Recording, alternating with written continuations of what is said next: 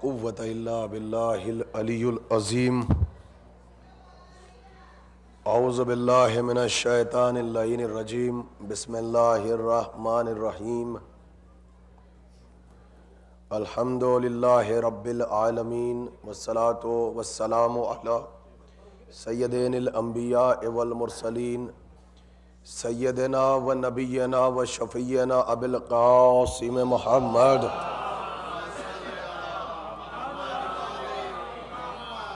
वालिहि तय्यबीन ताहिरीन मासूमीन मज़लूमीन मुंतजबीन। अम्मा बाद फ़क़द क़ाल अल्लाहु तआला फ़ी किताबिहिल मुबीन व हुवा अस्दक़ुस सादिक़ीन व क़ौलुहुल हक़। बिस्मिल्लाहिर रहमानिर रहीम। वमा मुहम्मदुन इल्ला रसूल सलवात।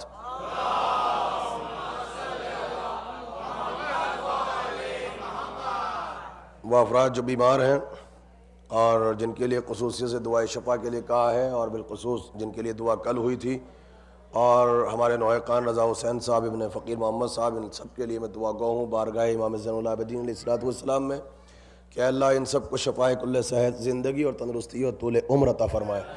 एक सलावात पढ़ दे मिल के मोहम्मद वाले मोहम्मद पर।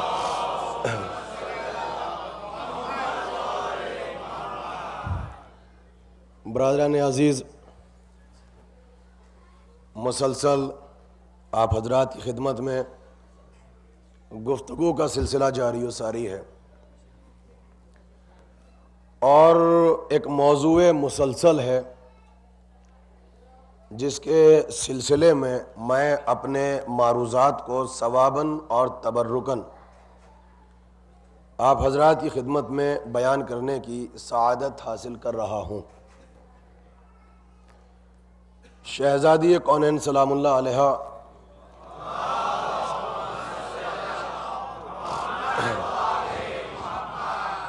दुनिया और आखिरत में अजर अजीम अता फरमाए। बीबी आप हजरात को आबाद रखें, आपको खुशहाल रखें, और कोई मुश्किल न दें, कोई गम न दें सिवाय गम इमाम हुसैन अलैहिस्सलातु वस्सलाम के अलावा। हजरात, कल से हमने जिस सिलसिले का किया था, चूँकि मौजू आज का थोड़ा सा टफ भी है और मारूज़ात बहुत अहम है, अब मैं यही सोच रहा था कि इस मुश्किल मौजू को आप हजरात के सामने कैसे बयान करूं ताकि मयार मिंबर भी बाकी रहे। क्योंकि आप हजरात ने अंदाज़ा कराया होगा कि एक वक्त मुअय्यन में मजलिस को भी ख़त्म करना पड़ता है, और मुझे आप हजरात की ज़हमतों का बहुत ज़्यादा एहसास है। शायद आप आदी हैं, मगर फिर भी मुझे एहसास होता है कि वक्त बहुत ज़्यादा हो जाता है और आप दिन भर कारोबार ज़िंदगी में मसरूफ़ रहते हैं। यह सिर्फ मोहब्बत इमाम हुसैन है जो आपको खींच के यहाँ लाती है, इसके अलावा कुछ नहीं है। और मुझ जैसा अदना सा तालिब इल्म बाखुदा आपका शुक्रिया अदा नहीं कर सकता। आप जाने और जनाब ज़हरा सलामुल्लाह अलैहा जाने,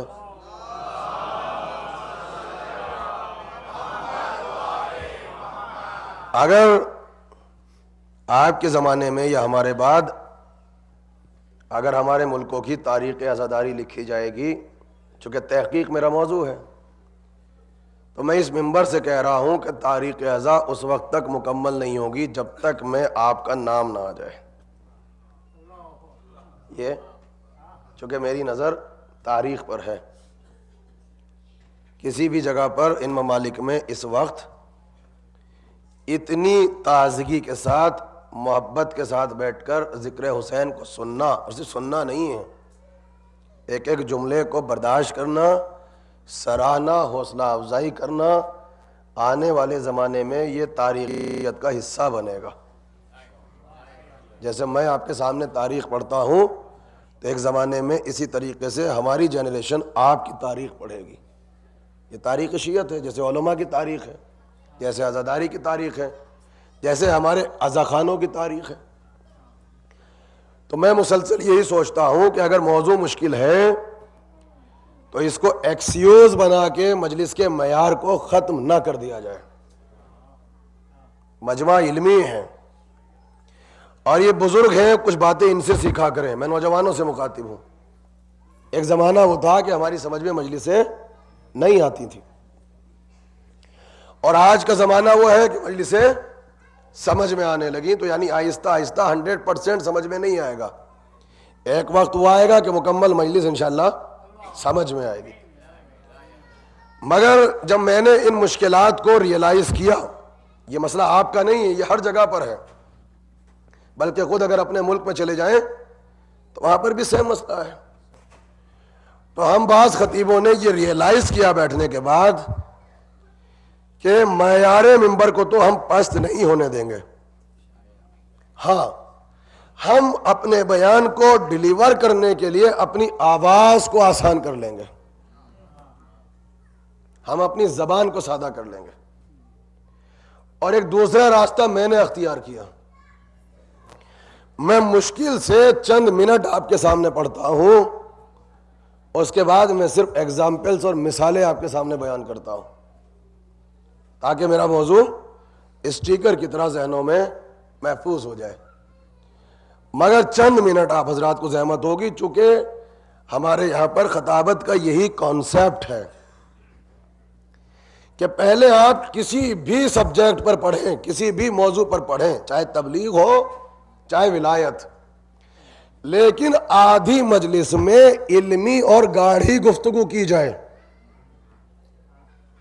अब बैकग्राउंड पेश किया जाए। उसके बाद चाहे फिर आप नमाज पे सुने, चाहे फजाइल पे सुने, या रोजे पे सुने, या वाकयात सुने। हम अपनी मजलिसों में बैठते ही डायरेक्ट वाकयात से अपनी मजलिस का आगाज नहीं कर सकते। तो लिहाजा खुसूसियत से मैं अपनी मजलिसों में कुछ वक्त की तंगी, कुछ मयार मिंबर, मैं चंद मिनट गुफ्तगू करने के बाद, लेकिन कोशिश ये है कि 50% आधी मजलिस में चाहे वो मौजू ड्राई हो, लेकिन इल्मी और पेचीदा गुफ्तगू की जाए।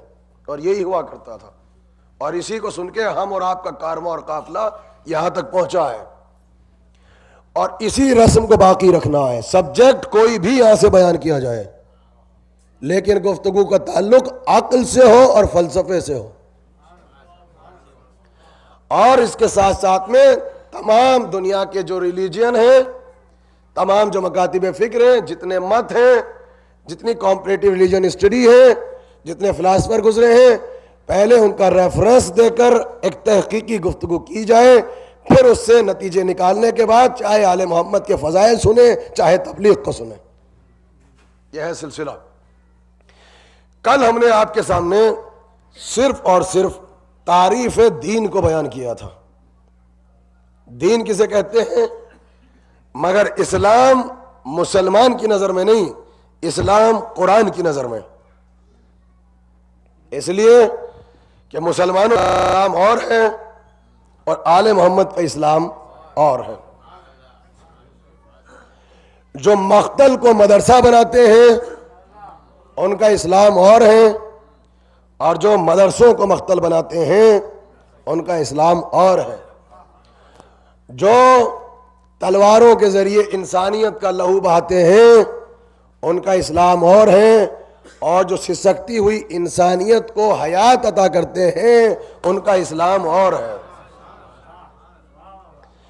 हमारे यहां पर तोड़ने का नाम इस्लाम नहीं है, जोड़ने का नाम इस्लाम है। देखिए, मैं एक प्योर खतीब आपके सामने बैठा हुआ हूं, जो एक सेकंड अपनी मजलिस में अपने मजमे को चुप नहीं बैठने देता, लेकिन फिर भी इस्लाम के सिलसिले में मेरा एक नजरिया है, और यह सवाल मैं आपसे करूंगा और आलम इस्लाम से भी करूंगा। ये जो आलम इस्लाम ने बाकायदा कारखाने खोल रखे हैं कि ये बिदअत है और ये बिदअत है और ये बिदअत है। देखिए, मैं इस तरीके की बातें इसलिए नहीं करता ताकि गुफ्तगू इल्मी रहे, मगर ये आवाज़ आती रहती है कि आप काफिर हैं, आप मुशरिक हैं, आप बेदीन हैं, हालांकि हम किसी को कुछ नहीं कहते। तो मेरा आपसे एक सवाल है कि मुसलमानों को काफिर कहना ये रसूल अल्लाह की सीरत थी, या काफिरों को मुसलमान बनाओ ये रसूल अल्लाह की सीरत थी? मुझे आप इसका जवाब बखुदा दे दीजिए, बस इसके अलावा कुछ नहीं पूछना चाहता। हाँ, मुझे इसका जवाब लाके आलम इस्लाम में आप किसी भी फिरके को फॉलो करते हो, आप मुझे लाके इसका आंसर दे दीजिए, और उसके बाद फिर ये फैसला करें कि इस्लाम कुरान की नज़र में क्या है और इस्लाम मुसलमान की नजर में क्या है। हम मजहब को नहीं समझ सकते। देखिए, मैं बार बार कहता हूं, पहली मजलिस बुजुर्गों के नौजवानों के जहनों में है कि पहला अकीदा जो हमारे फंडामेंटल्स हैं, मेरे नौजवान सुने, वो है प्रॉफिटहुड, वो नबूवत और रिसालत। चूंकि अब चाहे इस्मत हो, चाहे नूरानियत हो या मौजा, ये सब रिलेट करते हैं प्रॉफिटहुड से, तो समझना किसको है? नबूवत को। आलम इस्लाम में ये सब लड़ाने की बातें हैं, ये सब झगड़ा कराने की बातें हैं जो मौलवी साहब करते हैं कि विलायत का झगड़ा है और खिलाफत का झगड़ा है। ऐसा कुछ नहीं है।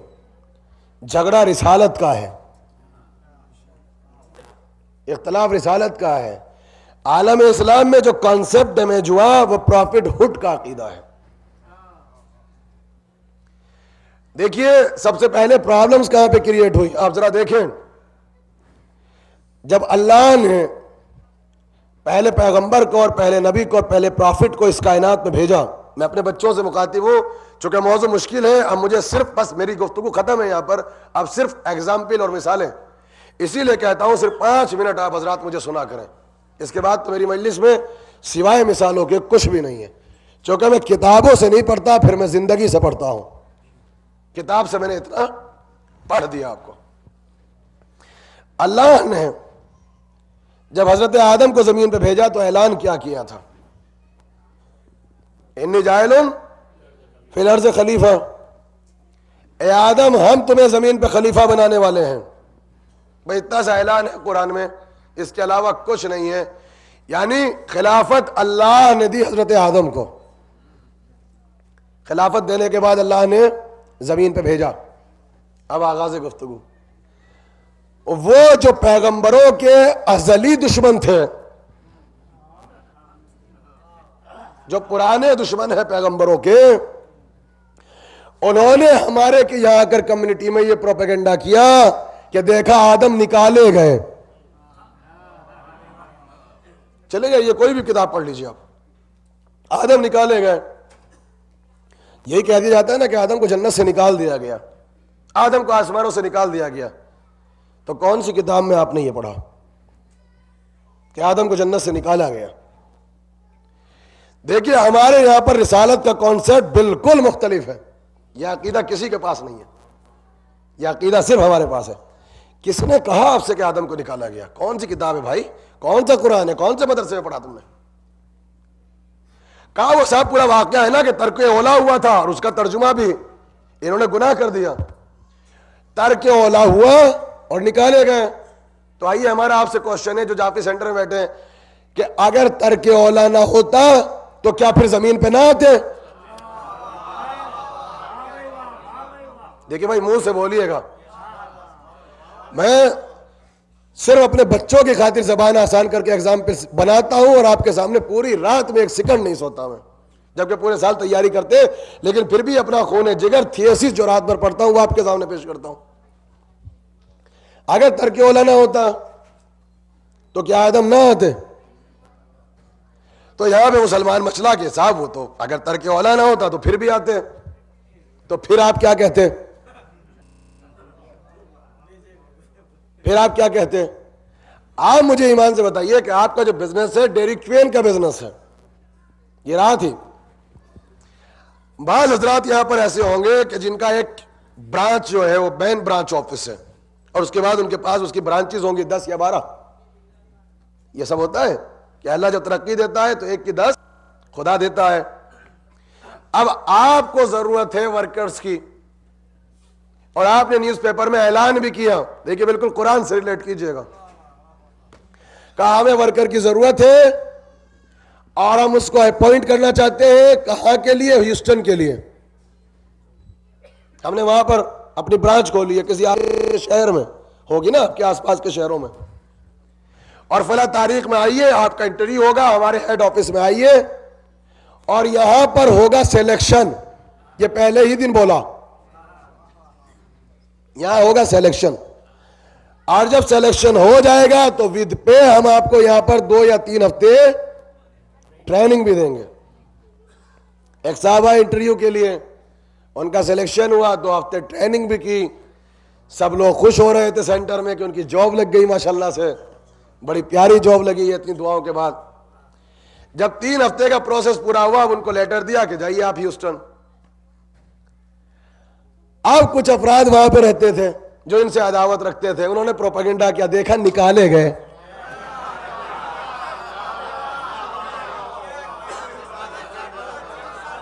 जो अदावत रखते थे, जो दुश्मनी रखते थे, उन्होंने यहां भी प्रोपेगेंडा किया। जहां सिलेक्शन हो रहा था, एक ने तो यहां किया, कहां पे है और बाकी जो मेजोरिटी में वहां बैठे थे,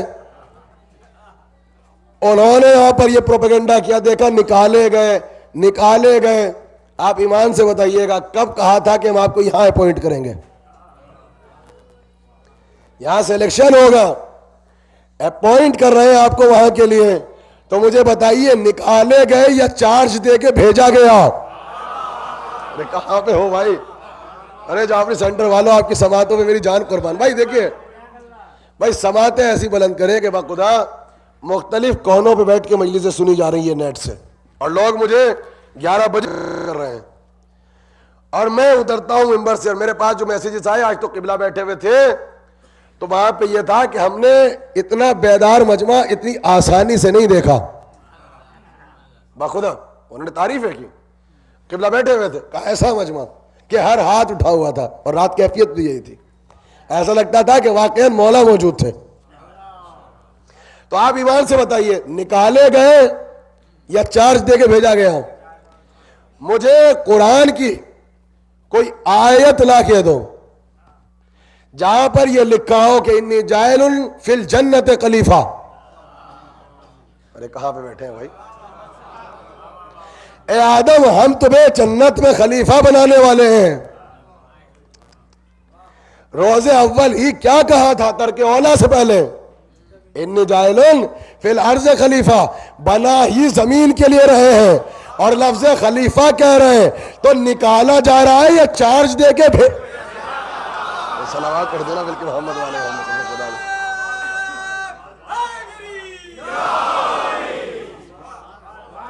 अब मैं जुमला कह दूं, न जाने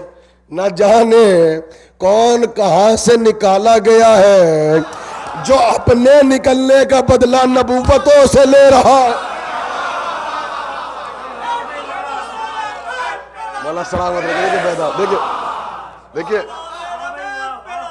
मौला सलामत, देखिए आपके अंदर विलायत और मौलायत कूट कूट के भरी है। जब तक नुक्ता नहीं पड़ा सुभान अल्लाह नहीं कही,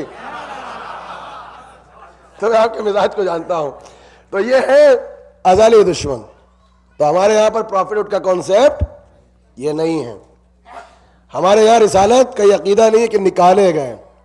जब हम खलीफा बना के भेज रहे हैं तो खिलाफत नाम नहीं है, ओहदा है। अल्लाह ड्यूटी अलाट किए हुए बैठा है, आप कह रहे हैं कि निकाले गए।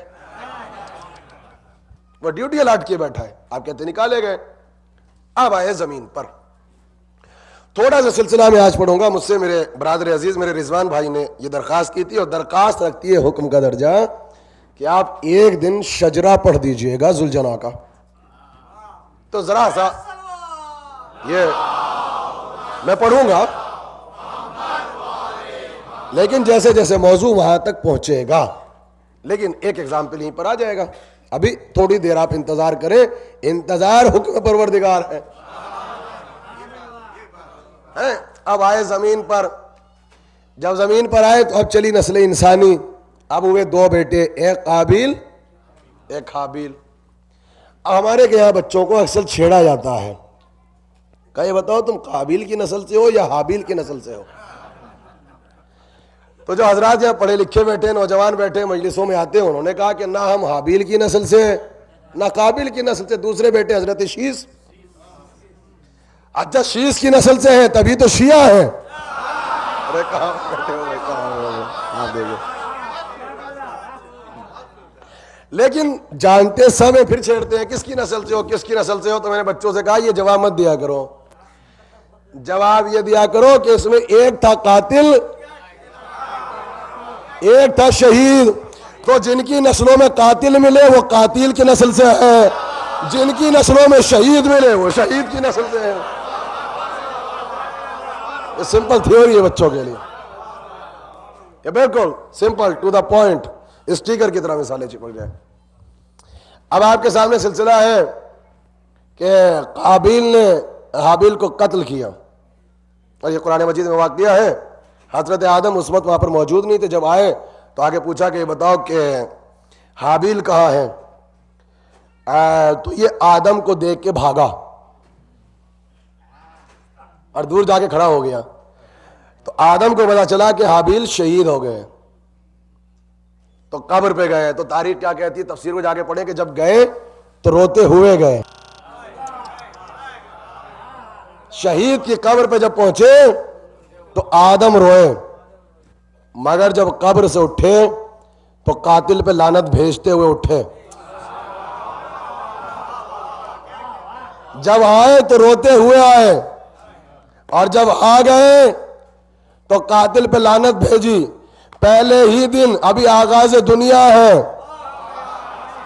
और टोटल पॉपुलेशन 4 है, हाबिल, काबिल, हव्वा और आदम। मगर पहले ही दिन 2 सीरतें मिली, रोना भी है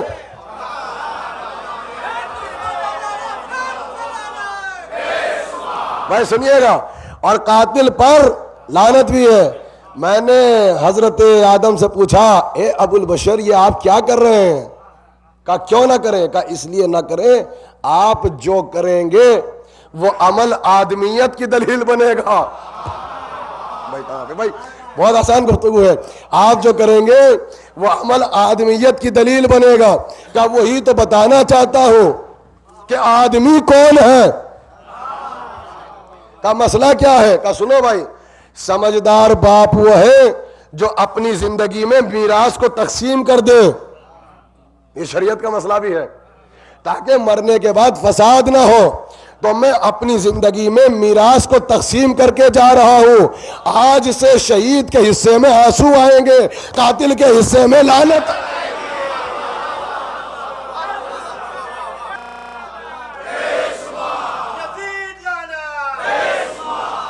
आज से मैंने मीरास को तकसीम कर दिया। अब जो भी शहीद होगा मेरी नस्ल में, उसके हिस्से में आंसू आएंगे सिर्फ, और जो भी कातिल होगा उसके हिस्से में लानत आएगी। अब जो लानत भेजी तो कसुस लंबिया जाके पढ़ लो, अल्लामा हिफ्जुर रहमान ने क्या लिखा मुसलमानों में। जब तक रो रहे थे आदम खड़ा देख रहा था, मगर जब आदम ने लानत की तो भागा। मालूम हुआ जो मलऊन होते हैं लानत के सामने टिकते।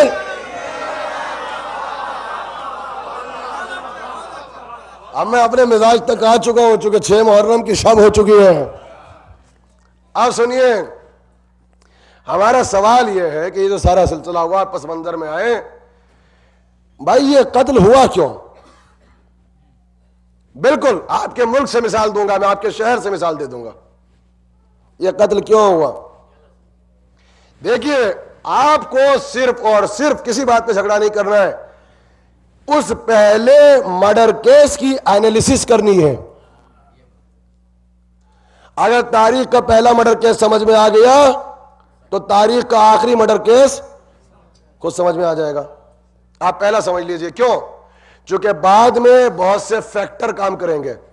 का माहौल खराब था, जमीन का झगड़ा था, कारोबार का मसला था, बाद में फैक्टर बदलेंगे। लेकिन अभी जमीन पे टोटल पॉपुलेशन 4, तो जितनी चाहो जमीन ले लो, जितना बड़ा इलाके के मालिक बन जाओ। तो फिर प्रॉब्लम क्या थी? प्रॉब्लम यह थी कि शैतान आया काबिल के पास। यह सुना हुआ वाकया, लेकिन यहां से सिर्फ समझिए एनालिसिस, और आके यह कहा कि अपने बाबा से जाके पूछो कि अल्लाह की नजर में आपका मर्तबा ज्यादा है या हाबिल का मर्तबा ज्यादा है। तो कहा भाई ये हम कैसे बता सकते हैं, तो खुदा जाने और नबी जाने। कहा कि अच्छा, वो तुम्हारे यहां पर एक सिलसिला है कि नजर रखी जाती है, इसका मतलब जब से आदम है तब से नजर है। भाई जरा सा आप सुन लीजिए, आज मैं तबर्रुक ही पे पढ़ूंगा। ये तबका जो यहां पे खिलाता है, पिलाता है, बांटता है, सब साबित करेंगे हम कुरान से। ये जो यहां पर होल बनाए खिलाने के लिए, ये साफ साफ कुरान में कहां लिखा है आपको सब दिखा देंगे। सब दिखाएंगे हम आपको। कहा कि नजर रखो, और ये भी सुनिए, कहा जिसकी नजर कबूल हो जाए अल्लाह की नजर में वो महबूब है, जिसकी नजर रद्द हो जाए वो मरदूद बारगाह है। तो जिनके बुजुर्गों की नजर ही कबूल ना हुई, उनके यहां पर नजर और मन्नत और नियाज का सिलसिला कैसे रह सकता है? ये तो कुरान की तारीख है। नजर रखी, खैर, नजर हुई भाई की कबूल। जब नजर कबूल हुई, देखिए मेरा कोई मसला जेलसी या हसद या कोई अदावत नहीं, आप डिफरेंट एंगल से सुनिएगा, ये सब पढ़ते हैं, कुछ नहीं है, फैक्टर अलग था। नजर कबूल हुई, उसकी रद्द हुई, काबिल को आया गुस्सा, उसको आया गुस्सा, उसने उठाया पत्थर, पत्थर उठा के मारा भाई के सर पे। मगर कुरान से जाके पूछो, क्या नजर कबूल करना या ना करना, इसमें हाबिल की तो कोई खता थी नहीं। अरे कहां पे है भाई? इसमें हाबिल की कोई खता थी नहीं। ये मसला किसका था? अल्लाह का। इसका मतलब काबिल को गुस्सा हाबिल पर नहीं था, अल्लाह पे था। कुरान ये कहता है कि अगर आज काबिल को अल्लाह मिल जाता, अगर आज अल्लाह मिल जाता तो ये हाबिल को कत्ल ना करता।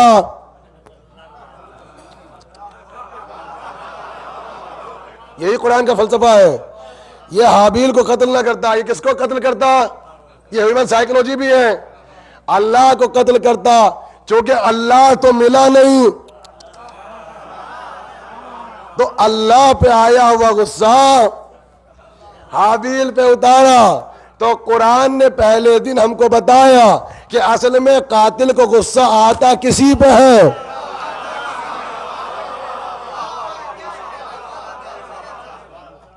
कातिल को गुस्सा आता किसी पे है, उतारता किसी को है। अब रिसालत ही के घराने में आखिरी मर्डर केस हुआ, और वहां हुसैन ने जाके पूछा, कहा हमने कुरान बदल दिया, हमने शरीयत बदल दी। कहा नहीं। कहा फिर गुस्सा क्यों है? फिर गुस्सा क्यों है? तो क्या कहा? बुग़्ज़न ले अबी का, तुम्हारे बाप अली पे गुस्सा है। अरे कहां पे है भाई? देखिए जरा सा बिल्कुल ऐसे सुनिएगा जैसे हक है। तुम्हारे बाप अली से दुश्मनी है। कहा कि बाबा से दुश्मनी क्यों है? बाबा तो बहुत करीम थे। अरे कहां पे है आप? बाबा तो भागते हुए का पीछा नहीं करते थे।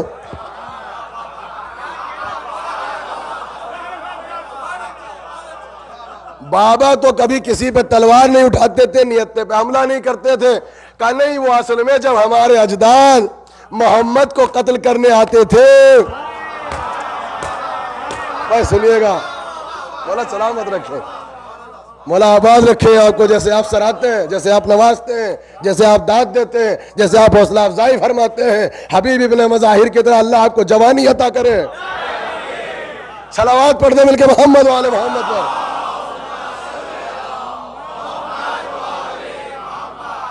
सुनिए, कहा कि जब हमारे अजदाद कत्ले मोहम्मद का इरादा लेके आते थे तो अली आके कहते थे पहले दो दो हाथ हमसे कर लो, उसके बाद तुम मोहम्मद तक जाना। तो वो कत्ले मोहम्मद का इरादा लेके आते थे। कहा तुम तो उनका कलमा पढ़ते हो, उनसे अदावत कैसी? कहा वो हमारे बुजुर्गों के खुदाओं को बुरा कहते थे।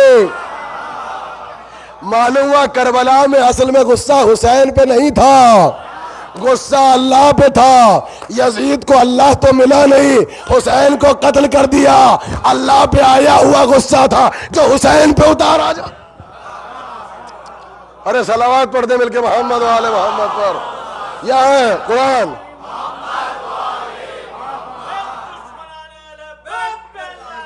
यह है कुरान।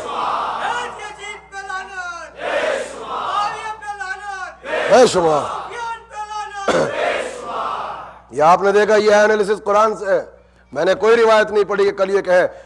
अगर रिवायत पढ़ो तो ज़ईफ कह के खा जाते हैं। बागे फिदा कोई खा जाए, हदीसें भी खाते हैं। और तो और जो अम्मा जान है वो तो कहती है कि जो सूरह अहज़ाब इससे 72 आयत है, इसमें तो 200 आयतें थी रसूलुल्लाह के जमाने में, बकरी आई और खा गई। तो जिनके जानवर कुरान खा जाए और फिर आके हमसे ये कहते हैं कि आपने अम्मा के लिए पढ़ दिया। अम्मा तेरी माँ होगी भाई।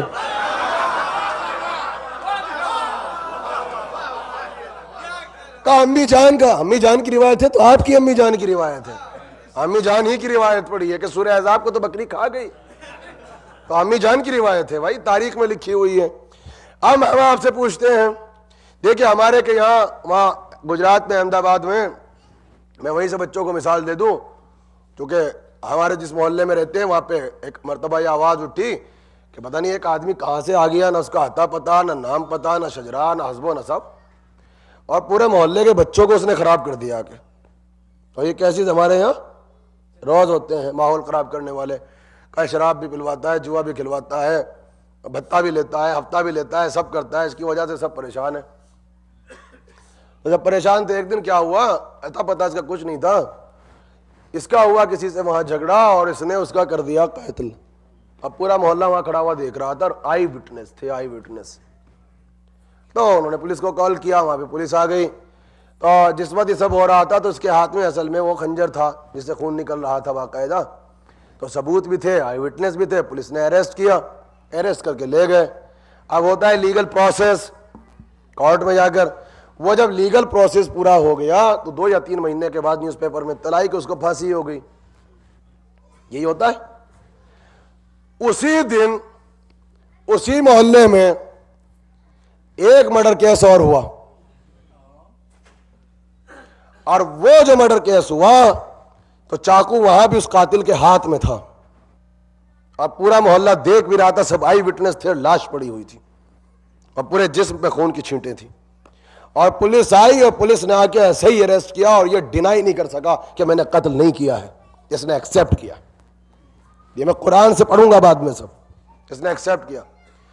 अब 3 महीने हो गए, 4 महीने आ गए, किसी न्यूज़पेपर में इत्तला ही नहीं आ रही कि उसको फांसी हुई या नहीं हुई।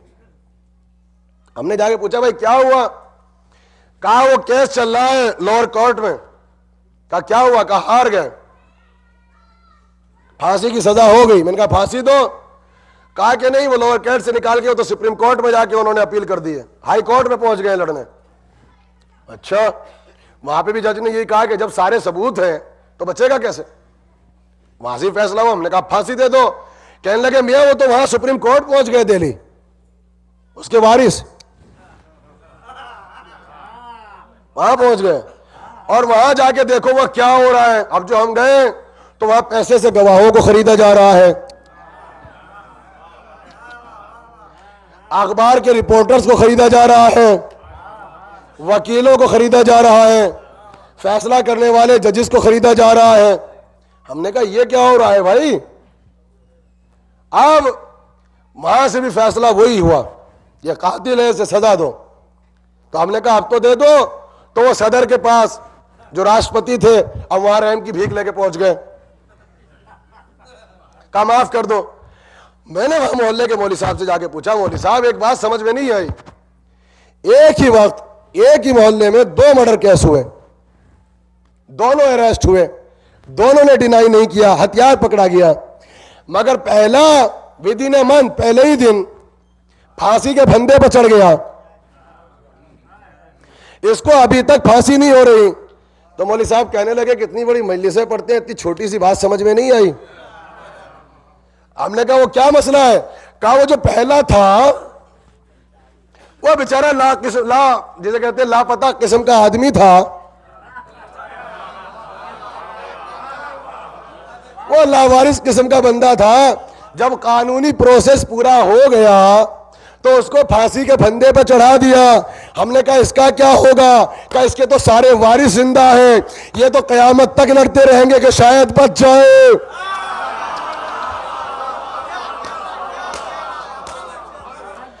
ये तो आखिरी दिन तक लड़ेंगे, शायद बच जाए। अब कुरान पढ़ो, जो जुर्म काबिल ने किया था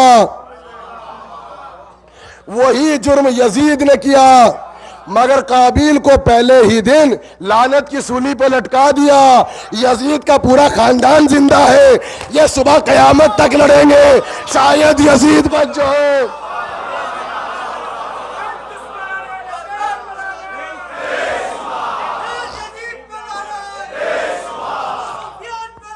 ये समझे आपने?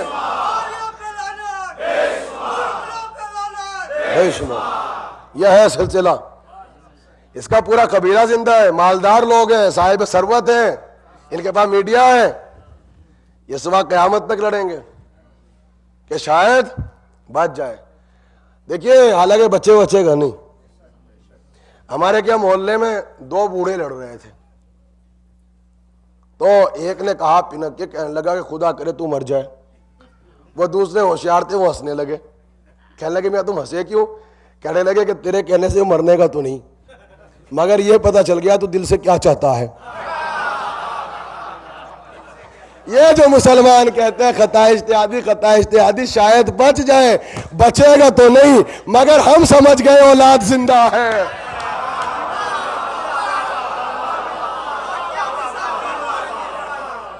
अरे सलावत पढ़ दो मिलके मोहम्मद वाले मोहम्मद पर। कोई चीज ऐसी नहीं कि आप मुझसे पूछे कहां से पढ़ा है। मेरी मजलिस में कोई मुझसे रेफरेंस पूछ ही नहीं सकता।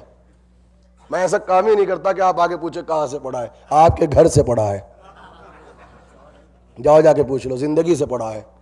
मजहब जिंदगी का नाम है, मजहब को जिंदगी से समझो। किताबों से समझोगे तो लाइफ गुजर जाएगी, मजहब समझ में नहीं आएगा। आप सुनिए, आदम आए, मेरा सवाल यह कि आदम नबी हैं, अबुल बशर भी हैं, खुद अंबिया के बाप हैं। देखिए नौजवान सुने, मगर मुझे ईमान से बताइए और फैसला करके बताना, इसमें अकीदे का मामला नहीं है। आदम बड़े नबी हैं या रसूल बड़े नबी हैं? कहा रसूल बड़े नबी हैं। जब मुसलमान इस अकीदे पे आ गए तो मैंने ये कहा कि अगर कोई छोटे नबी के बेटे को कत्ल कर दे तो आप उसको क्या कहेंगे? तो उन्होंने कहा कि जो छोटे नबी के बेटे को कत्ल कर दे वो काफिर है, चाहे बेटा क्यों ना हो। अरे भाई कसम खुदा की, मैंने इन नौजवानों के लिए, बच्चे जो मेरी मजलिस में आते हैं, अपनी जबान को आसान किया है, तो अब तवज्जो से सुनिएगा।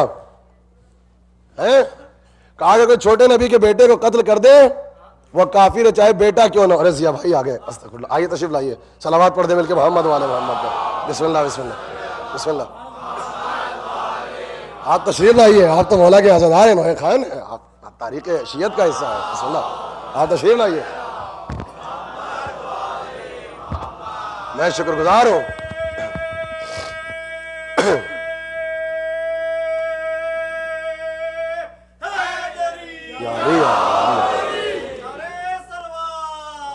मौला सलामत रखे आपको। देखिए मौजू मुकम्मल करना है। मैं शुक्रगुजार हूं कि आप हौसला अफजाई कराने के लिए फर्श अदा पे लाए, शहजादी आप सबको जजा देंगी। तो सुनिए, हमने कहा अगर कोई छोटे नबी के बेटे को कत्ल कर दे तो वह काफिर है, चाहे नबी का बेटा क्यों ना हो। हमने कहा अगर कोई बड़े नबी के बेटे को कत्ल कर दे, कहने लगे इख्तिलाफी बातें, झगड़ा होगा, ये ना पढ़ो। हमने कहा कि ठीक है। आदम के बाद काफिला आगे चला, जनाबे नूह है, 950 बरस तबलीग की। अच्छा, बड़ी आसानी से कह के हम गुजर जाते हैं, 950 बरस कोई नहीं समझता। ये कहिए किसी जमात के 950 बरस रेजिडेंट आलिम थे।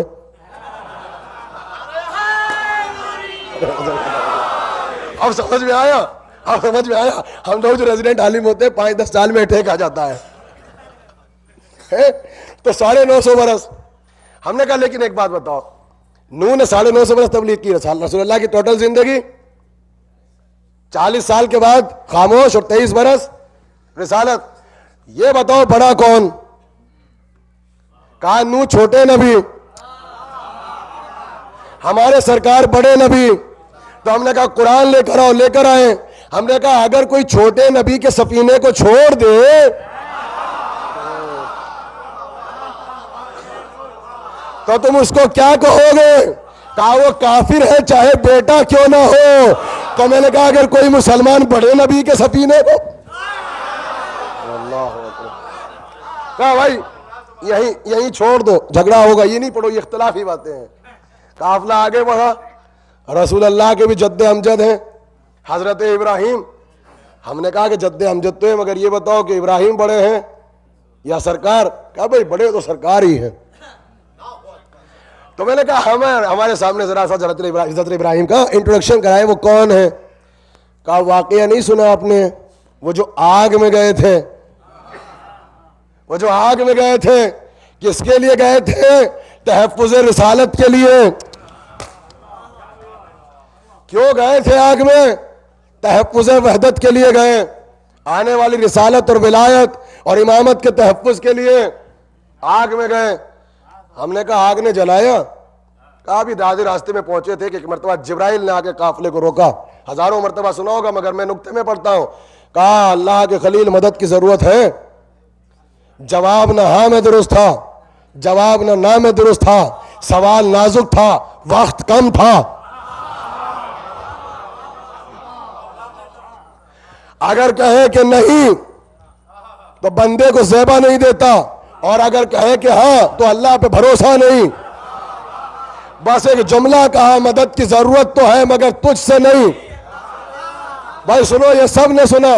मैंने मुसलमान भाइयों से पूछा ये खलील ने इतना प्यारा जवाब कैसे दिया, जबकि गुलेल से गए थे मिनजमीर से, जिससे इंसान घूमता हुआ जाता है, 100 चक्कर खा के घूमता है, और आग की तपिश होती है और आग की गर्मी होती है।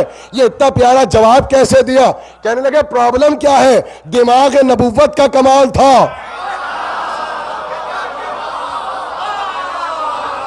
भाई सुनो, दिमाग नबूवत का कमाल था। मैंने कहा ए भैया, छोटे नबी का दिमाग तो 100 चक्कर खा के भी सही चल रहा था, और बड़े नबी का दिमाग थोड़े से बुखार की शिद्दत में हिज़यान।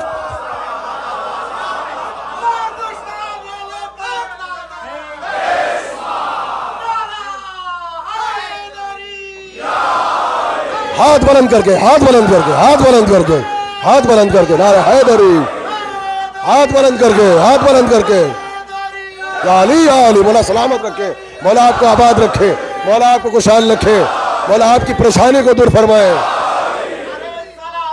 मौला सलामत रखे। ये सब कुरान में है। मैं हदीस नहीं पढ़ रहा हूं कि बागे फिदक की तरह ज़ईफ कह के खा जाओ। का दिमाग नबूवत का कमाल था। हमने कहा अच्छा आप दूसरा इंट्रोडक्शन और करा दें, हमारी मेमोरी बहुत कमजोर है। क्या ये वही तो नहीं है कि जो बेटे को ले गए थे ज़बह करने? कहा जी बिल्कुल सही पहचाना, बिल्कुल सही पहचाना, वही है, और उन्हीं की याद में हज होता है। मैंने कहा ना मैं सारे अरकान अज़ादारी को यहां साबित करूंगा। वहां तारीख शियत है, यहां लफ्ज़ वजूद और अरकान अज़ा है। सुनिए आप, कहा कि उसी की याद में कुर्बानी है, उसी की याद में सही है, उसी की याद में हज है। होता है ये सब। हम भी पहुंचे मुहर्रम से 20 दिन पहले। सुनिए, हज मुहर्रम से 20 डेज बिफोर क्यों है, बाद में क्यों नहीं। जब हम वहां पहुंचे तो क्या सिर्फ वहां पे सही होती है? क्या सिर्फ वहां पर कुर्बानी होती है? क्या सिर्फ सजदा है? क्या सिर्फ तवाफ है? सिर्फ एहराम है? का नहीं। जब जाओ तो जाके 3 शैतानों को पत्थर मारो। भाई ये तो कुरान में, ये तो हज है, हर मुसलमान करता है। और कहा अरकान हज में से रुकन हज है। अच्छा हम तो कंकरियां मारते हैं, हमने वहां लोगों को देखा, वहां तो पता नहीं क्या क्या मारते हैं। तो मैंने जाके वहां पूछा मौलवी साहब से, बड़े मियाँ बैठे थे। मैंने कहा ये क्या कर रहे हो आप? कहने लगे शैतान को मार रहे हैं। मैंने कहा ये तो बड़ा सियाना होता था, ये इतना सीधा कब से हो गया? ये तो सबको मारता है और ये तो सबको अल्लाह के यहां भी पिटवाएगा। ये इतना सीधा कब से हो गया कि वो भी भोले भाले मुसलमानों के सामने आके बैठ जाता है कि आओ मारो। अच्छा वो भी इनसे पिटे जो उससे बड़े।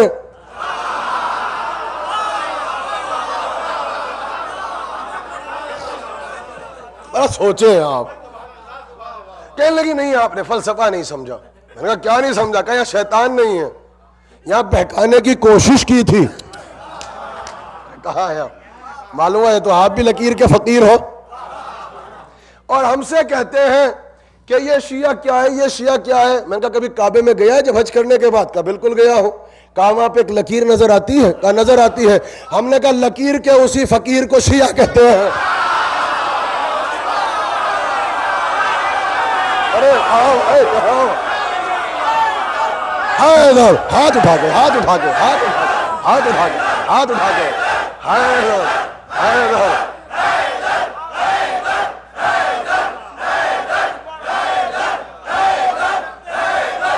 मौला सलामत रखे, मौला सलामत रखे, मौला सलामत। बुलंदी के साथ, बुलंदी के साथ खड़े होके, इज्जत के साथ, ताजीम के साथ, ताजीम के साथ खड़े होके नारा लगाओ। हाथ बुलंद करके हक करें, हाथ बुलंद करें। अले अले। मौला आपको सलामत रखे, मौला आपकी जवानी को आबाद रखे, मौला इन नज़ा खानों की हिफाजत फरमाए, मौला आप कोई गम ना दे, मौला आपको आबाद रखे, मौला आपको सलामत रखे, सलामत रहे। जिंदाबाद भाई, जिंदाबाद। कसम खुदा, ये विलायत है, ये विलायत है, ये विलायत है। मौला खुशहाल रखे, आपकी जवानी को बाकी रखे भाई। मौला जवानी सलामत रखे, कसम खुदा की, मौला जवानी सलामत रखे। हमने कहा क्यों मार रहे हो भाई पत्थर? कहने लगे यार कोई शैतान वैतान नहीं है, खाली बहकाने की कोशिश की थी। हमने कहा कब? फिर कुरान पढ़ो, हदीस नहीं, फिर खाओगे ज़ईफ कह के। कहने लगे वो जब हजरत इब्राहिम लेके चले मिना में इस्माइल को, तो जब जा रहे थे तो एक बड़े मियाँ आ गए। अब उनका छोटा सा पजामा, बड़े भाई का कुर्ता। अच्छा इत्तफाक ये आला हजरत जब भी आते बूढ़े बन के आते हैं।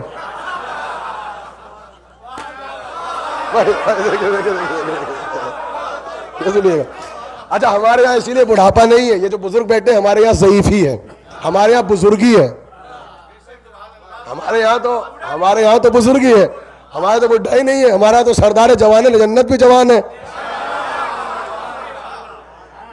यहाँ तो जुलेखा की जवानी बदलती है, तो हमारे यहाँ बुढ़ापा नहीं चाहिए। जब भी आता है लेकिन बड़ा मियाँ बन के आता है, ये बड़े मियाँ खतरे वाले होते हैं।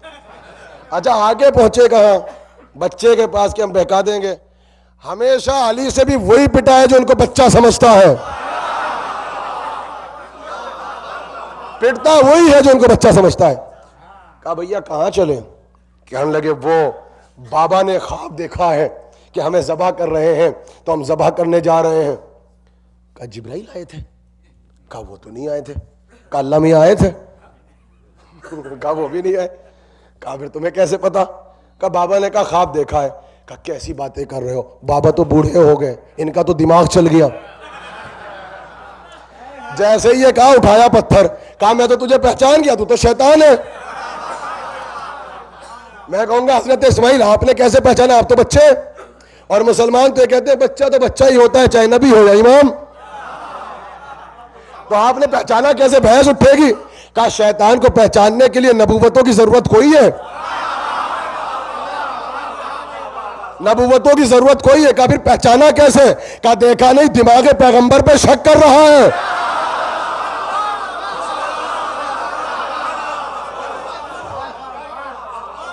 अब फिर जुमला कह दो, ए भैया जो छोटे नबी के दिमाग पे शक करे वो तो शैतान है, और जो बड़े नबी के दिमाग पे शक करे नहीं बेके। अब पहुंचा इब्राहिम के पास, ये था पहला पत्थर, दो है बड़ा खंबा, तीन है वहां।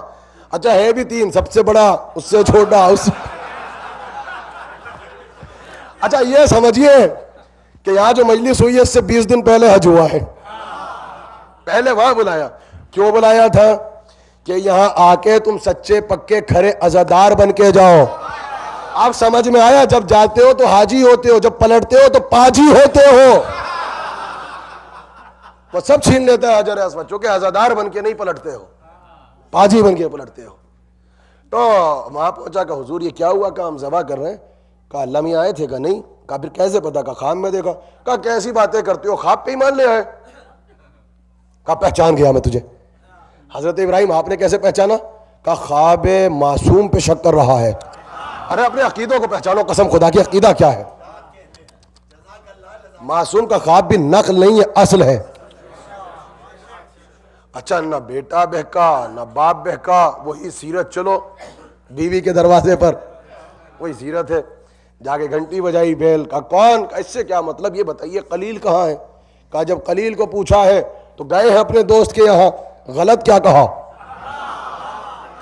कहा वो दोस्त वोस्त के यहाँ नहीं गए, वो तो बेटे को ज़बा करने गए हैं। सुभान अल्लाह, मेरी जान कुर्बान हो जाए जनाब हाजरा के कैरेक्टर पर, सजदे में सर रख के कहा अगर गए हैं तो हुक्म खुदा हुआ होगा।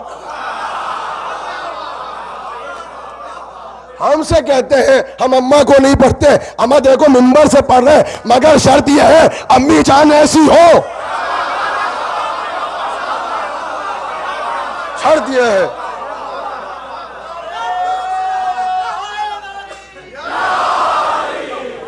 हाँ, अम्मी ऐसी हो,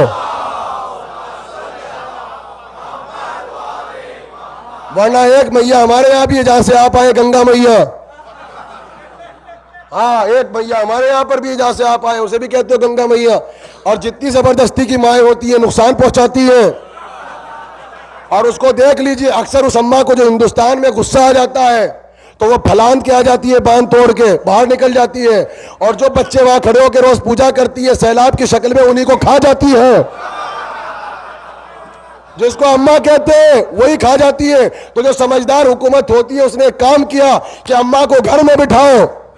उसने क्या क्या, बड़ी बड़ी रेते की बांध बांधी कि जब तक अंदर रहोगी सुकून है, बाहर निकलोगी तो बच्चों को खाओगी।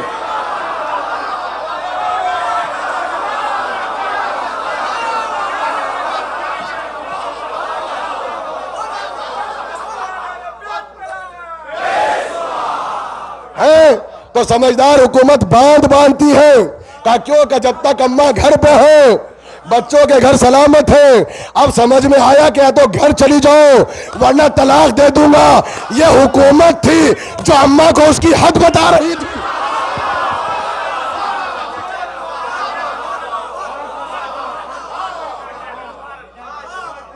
ये विलायत थी, ये वसी रसूल था, ये वजीर था जो कह रहा था घर में रहो, तुम्हारी यही हद है। और जैसे ही कहा फिर कहीं भी, तो आप सुनिएगा, पहुंचे वहां पर तो कहा अल्लाह का शुक्र है, हुक्म खुदा हुआ होगा। का हुक्म खुदा नहीं है, चलो तो मेरे साथ। अब जो ये कहा मैं तो पहचान गई। अरे भाई ऐसे नहीं पढ़ूंगा, ऐसे नहीं पढ़ूंगा, ऐसे नहीं पढ़ने का, ऐसे नहीं पढ़ने का, ऐसे नहीं पढ़ने का। कहा पहचान गई तो शैतान है। अब मेरा सवाल है, बीबी इस्माइल ने पहचाना, समझ में आता है, इब्राहिम ने पहचाना, समझ में आता है, आप तो पर्दा नशीन खातून है, आप तो हिजाबों में रहती है, आप तो गिलाफों में रहती है, आप तो घर से नहीं निकली, आपने कैसे पहचाना? का तुमने देखा नहीं नबी की जोजा को घर से निकलने का हुक्म दे रहा है।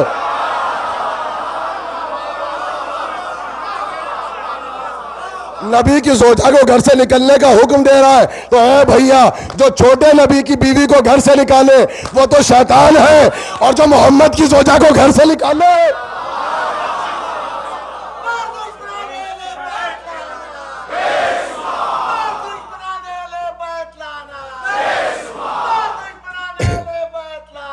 ये सब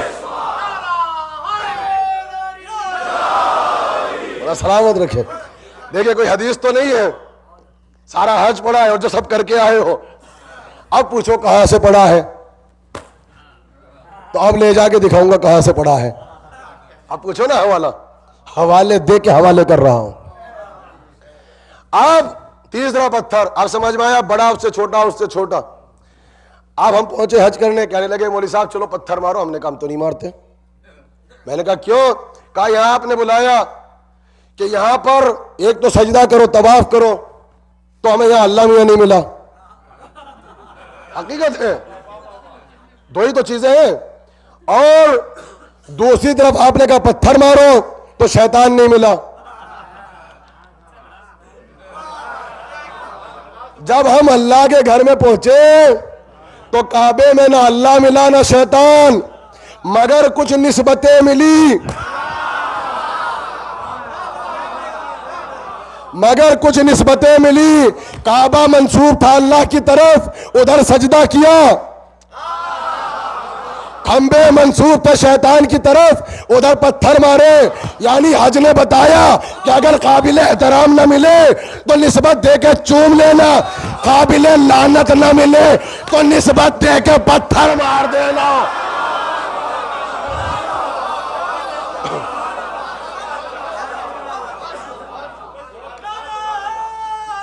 ये पानी कहाँ है? ये पानी मीठा है। सलावत पढ़ दे मेरे मोहम्मद वाले मोहम्मद पर।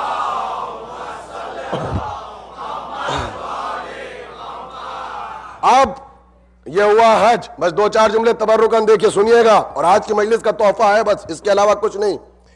अब आए 20 दिन के बाद सच्चे पक्के हाजी साहब बन के। पहले होता था हमारे यहाँ टेलीग्राम, हाजी साहब लिखते थे हज्जन को, हम आ रहे हैं, साला टर्मिनल पे आना, तो वो जाती थी खुश होके और मोहल्ले वालों को ले जाती थी। अब दस्तूर बदल गया, अब इंटरनेट का जमाना है, अब तो सबके पास फोन है, टैक्स किया हम आ रहे हैं। तो देखिए जहां से आप आए हम आए, वहां तो क्या होता है कि जब हाजी साहब आते हैं तो मुझे पूरा मोहल्ला वहां चला जाता है, और जैसे ही हाजी साहब आते हैं उनको फौरन कांधों पे बिठा के कहते हैं हाजी साहब जिंदाबाद, हाजी साहब जिंदाबाद। आज नारे लगाना भी जायज है। अरे कहाँ है आप? अब घर वाले आए, दोस्त अहबाब आए, हाजी साहब आए, अब वो फूलों के हार बना के लाए। हमने कहा फूलों का चढ़ाना भी जायज। कहाँ पे हैं आप? अच्छा कुछ 5 फूल भी चढ़ रहे हैं, और जब कल हम चढ़ाएंगे अलम पर तो कहेंगे फूलों को चढ़ाते हो, तो हम तो चढ़ाएंगे, कल अलम निकलेगा परसों, हम तो चढ़ाएंगे, हम तो खूब चढ़ाएंगे भाई, इसलिए इन्होंने हमें चढ़ा रखा है।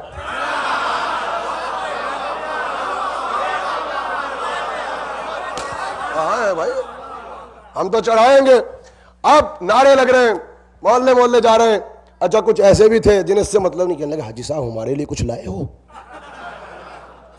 कुछ लाए हो हमारे लिए भी? तो उन्होंने कहा लाए हैं क्या? जमजम का तबर्रुक। ये लीजिए। आ गए भाई, आ गए, आइए, जमजम का तबर्रुक लाए। आज भी छोटी छोटी शीशियों में बटता है। आज तबर्रुक का देना भी जायज, तबर्रुक का लेना भी जायज, तबर्रुक का खाना भी जायज।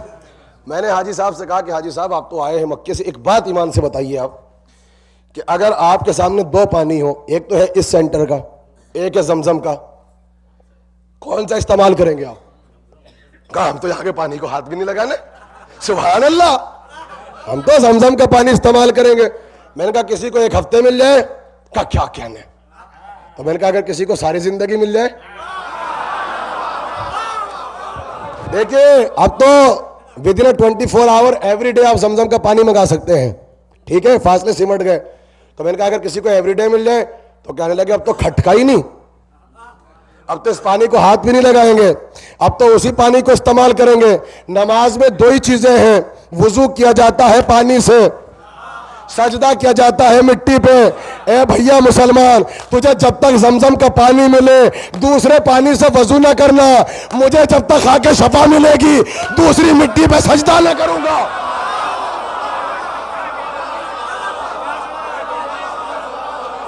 वही थ्योरी तो है ए भाई, वही थ्योरी तो है जिस बुनियाद पर मौला सलामत रखे। मेरे लबों को तरसता है आज भी, मैं जिक्र क्या करूं बोला नहरे फुरात का। वाह वाह वाह वाह वाह वाह। तरसता है आज भी, मैं जिक्र क्या करूं बोला नहरे फुरात का। माँ ने दरी की नजर का शरबत पिला दिया। हाय हाय हाय हाय। सलावत पढ़ते मिलके मोहम्मद वाले मोहम्मद पर, बस सुभान अल्लाह। देखिए मुनासिबत से पढ़ा है, मुनासिबत से पढ़ा है, और ये सलीका इनके पास है कि हंसना कब चाहिए, रोना कब चाहिए। इन्हें ना हंसने का वक्त पता है ना रोने का पता है। हमने कहा कि जब तक कहने लगे कि वो मसला अलग है। क्या मसला अलग है? कहा मासूम नबी ने एड़ियां रगड़ी थी। अच्छा कत्ल भी हुए थे, खाली ज़बा तो नहीं हुए। हमने कहा अगर किसी जगह मासूम नबी चंद मिनट एड़ियां रग रहे हैं तो जब वो पानी आबे शफा हो सकता है, तो अगर कहीं मासूम और उससे अफजल हो और एड़ियां रगड़ रगड़ के मर जाए, तो अगर उसकी खाक खाके शफा बन जाए तो वही थ्योरी तो है।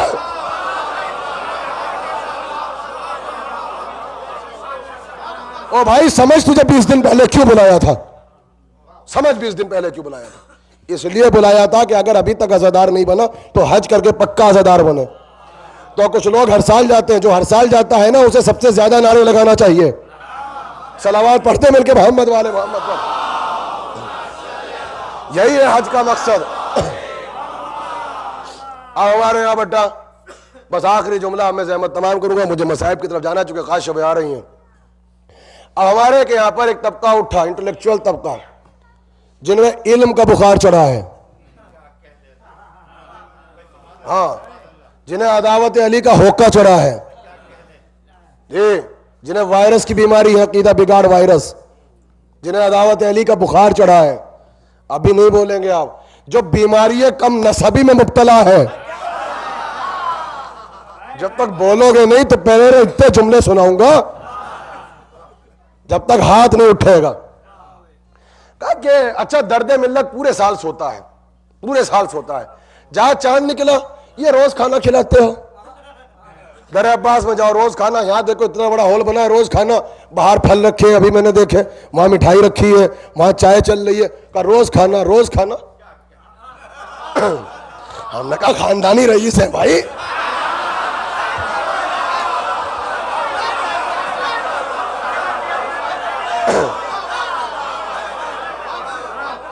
भाई मालदार है खानदानी इसलिए खाते। कहा वो नहीं इंटेलेक्चुअल है ना, कहने लगे कि क्या ये बेहतर नहीं है कि कुछ ट्रस्ट बन जाए इस पैसे से, ये इतनी अच्छी कारपेट की क्या जरूरत थी, यहाँ पे चांदनी बिछ जाती, ये ऐसे झालर्स की क्या जरूरत थी, ये उसकी क्या जरूरत, कॉलेज बनाओ। अच्छा एक बात सुनिए, बोलता कब है? जब तक पैसा रहता है इसकी जेब में तो कभी नहीं बोलता, कसम खुदा की। और जहां लगा सेंटर में फौरन गरीब याद आ गए, तो जब तक जेब में था तब गरीब याद क्यों नहीं आए? जब जरी पे चढ़ाया तो हुसैन याद क्यों है? कहा यतीम ट्रस्ट बनाओ, कॉलेजेस बनाओ, बेवाओं के ट्रस्ट बनाओ, हॉस्पिटल बनाओ, खाने पे इतना खर्च इतना खर्च। मैंने तो वहीं पे नई थ्योरी पेश कर दी, मैं भी पक्का खतीब। मैंने कहा ये जो हाजी साहब जाते हैं $8,000 में हज होने लगा है, पेट्रोल की कीमत आसमान को छू रही है, और अल्लाह को कोई शौक है कि वही बुलाए, वो तो हर जगह है। तो कहने लगे फिर क्या करोगे? मैंने कहा हमारे के यहाँ बिल्कुल एक चीज है और करोड़ों मुसलमान मुझे सपोर्ट करेंगे। कहने लगे क्या? मैंने कहा दिल्ली की जामा मस्जिद को हम तो काबा बनाएंगे, हम तो काबा बनाएंगे, और हम तो भाई वहां पे हज करेंगे, तवाफ करेंगे। मस्जिद पाकिस्तान में शाही मस्जिद, पाकिस्तान वाले उसे बना ले, बहुत बड़ी हमने देखी है। और वहां से आपके यहाँ से अहमदाबाद से ट्रेन चलती है, Sabarmati express, with in a night पहुंच जाती है। अच्छा वो तो फिर लंबा टाइम लेती है, जब से लालू जी ने आने के बाद चलाई दूसरी गाड़ी। गरीब नवाज नाम है, गरीब नवाज बैठते हैं अमीर।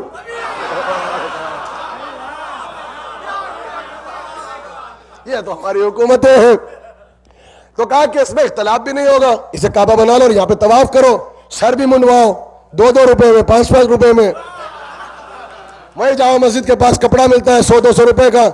और मैंने कहा इंडिया में एतराज नहीं होगा किसी का। क्यों? कहने लगे क्यों? मैंने कहा जो 4 लाख में हाजी साहब बनता है, 40-40 रुपए में हाजी साहब बनेगा, 40-40 रुपए में हाजी साहब बनेगा। कहने लगे पागल हो गया ये आदमी, हमें कौन आ गया हमारे मुल्क में, ये काफिर हो गए, बेदीन हो गए। मैंने कहा क्यों?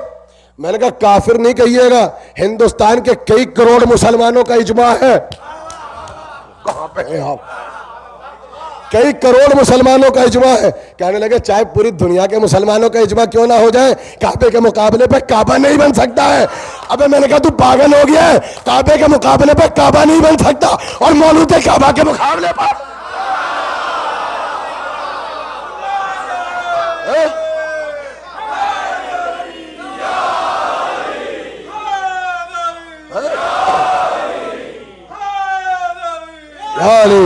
याली यह अजीब सिलसिला है। आप कभी सोचना याद इब्राहिम पे जितना खर्च हो जाए वो सब जायज। और जिसके घर से फाके टूटे, जिसके घर से फाके टूटे, अगर उसकी याद में एक मजलिस में तबर्रुक हो जाए तो तुम्हें दर्द मिल्लत याद आता है, तुम्हें यतीम और बेवा याद आती है। तो बिस्मिल्लाह, जब तक पैसा जेब में है तो यतीमों के ट्रस्ट बनाओ। जब यहां पे आके लग जाए तो ये हुसैन के नाम का है। और भाई हम देते हैं इसलिए कि रिटर्न मिलता है। मेरे अजीजों, इस घर से फाके टूटे और इस घर से आज भी मिलता है। तारीखों की मुनासिबतों से ये शबें बहुत अहम आ चुकी हैं और आज की शब निस्बत रखती है। मैंने कल कहा था कि बस कल तक की शहादत में हमारे पास अख्तियार था, हम जिस शहीद का तस्करा करें, मगर फर्श अज़ा की रिवायत जो बुजुर्गों ने दी है कि अब जो करबला के शोहदा हैं उनसे शबों को निस्बत दी जाए। तो आज हमारे के यहाँ पर जो निस्बत दी जाती है वो जनाब ज़ैनब के 2 बच्चे जनाब ओना मोहम्मद का मातम करना है। और मैंने अभी इससे कबल की मजलिस में भी कहा था कि हक़ गिरिया यह है कि इन बच्चों को रो, इसलिए कि इनका रोने वाला कोई न था। देखिए भाई, मैंने 5 मिनट 10 मिनट इजाफी लिए, लेकिन यह अय्याम अज़ा शहादत मुहर्रम के बाद सुनने को नहीं मिलती। तो खबर शहादत, वाक़यात शहादत सुनने पड़ेंगे। जनाब ज़ैनब इन बच्चों को कभी ना रोई, और अगर कोई ताज़ियत के लिए आता था तो बीबी फौरन बोलती थी, खबरदार ओनो मोहम्मद की ताज़ियत नहीं देना, ताज़ियत देना है तो हुसैन की ताज़ियत देना। और बीबी एक जुमला बार बार कहती थी, ओनो मोहम्मद को रोने वाली उसकी बहनें जिंदा है, उसकी माँ जिंदा है, कायनात में गरीब हुसैन है, जिसको रोने वाली उसकी माँ फातिमा जिंदा नहीं है।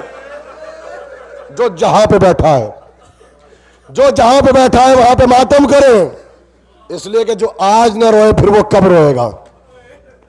और वो वक्त आ गया, 2 शहजादे ओनो मोहम्मद जाफर तैयार के पोते हैं, अली मुर्तज़ा के नवासे हैं, जनाब अली अकबर से शबाहत रखते हैं। जनाब अब्बास ने तरीक़े शुजाअत सिखाया, तलवार चलाना सिखाया। अजीब कैफियत है। माँ के पास जाते हैं तो माँ कहती है, ओनो मोहम्मद अभी तक जिंदा हो? तुम क्या चाहते हो, मेरा अकबर मारा जाए? भाई हर आंख रोएगी, साहिब औलाद बैठे हैं। ओनो मोहम्मद तुम ये चाहते हो कि मेरा अली असगर मारा जाए? कहा, मादरे गरामी हम क्या करें, आपके पास आते हैं तो आप नाराजगी का इजहार करती है, मामू के पास जाते हैं तो वो ये कहते हैं कि तुम मेरी बहन की अमानत हो। मुश्किल कुशा के नवासे मुश्किल में थे। एक मरतबा इमाम आली मकाम को बुलाया। मैं मसाइब का एक खास टुकड़ा पढ़ना चाहता हूँ, इसलिए बहुत जल्दी जल्दी रिवायत को आगे ले जा रहा हूँ। कहा, भैया तुझे मेरी माँ के हक का वास्ता, मेरे ओनो मोहम्मद को मरने की इजाजत दे दें। और जब ये कहा, रिवायत में है कि जब माँ का नाम आया तो इमाम आली मकाम ने सीने पे हाथ रखा, जमीन पे बैठ गए। कहा, बहुत बड़ी सिफारिश लेकर आ गए। दोनों बच्चों को इजाजत दे दी, मगर जब इजाजत मिली तो माँ ने एक जुमला कहा, भाई मैं चंद मिनट अपने बच्चों से गुफ्तगू करना चाहती हूँ। बच्चों के करीब जाके एक जुमला कहा, ओनो मोहम्मद तुम बहुत छोटे हो, मगर बेटा माँ जानती है कि करबला में बहुत शुजा हो, तुम जाफर तैयार के पोते हो, अली के नवासे हो। मुझे मालूम है जब तुम हमला करोगे तो नहर फराहत पे कब्जा करोगे। ओनो मोहम्मद अगर नहर फराहत पे चले जाओ, तुम्हें मेरे हक का वास्ता बेटा पानी की तरफ मुड़ के न देख लो। भाई मातम करते रहो जो जहां पे बैठा है, इसलिए कि याद रखो अगर तुमने ऐसा किया तो महशर में दूध न बख्शूंगी। और उसके बाद एक जुमला कहा, तुम अली के नवासे हो, तुम फातिमा के नवासे हो। नाना नवासों से बहुत मोहब्बत करता है। जब जाम शहादत मिलेगी, मेरे बाबा जाम कौसर लेकर आएंगे, खबरदार बेटा पानी को हाथ न लगाना, कहना मेरा मामू प्यासा है, फातिमा का बेटा प्यासा है, पानी को हाथ न लगाना। ये वसीयतें बच्चों से की, बच्चों से कहा खुदा हाफिज। अब भाई को बुलाया, साहिबाने औलाद बैठे हैं, एक वसीयत भाई से की, भैया सबके लाशें लाना, मेरे ओनो मोहम्मद का लाशा न लाना। लाशा उसका लाया जाता है जिस पर रोया जाता है। भाई ऐसे मातम करो जैसे हक है।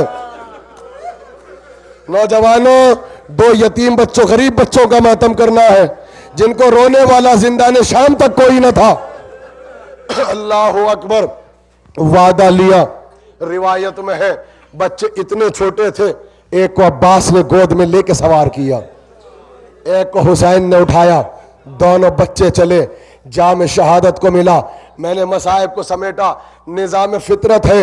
जब कोई करबला का शहीद गिरता था, कोई कहता था आका मेरी मदद को आओ, कोई कहता था चचा मेरी मदद को आओ, कोई कहता था भाई मेरी मदद को आओ।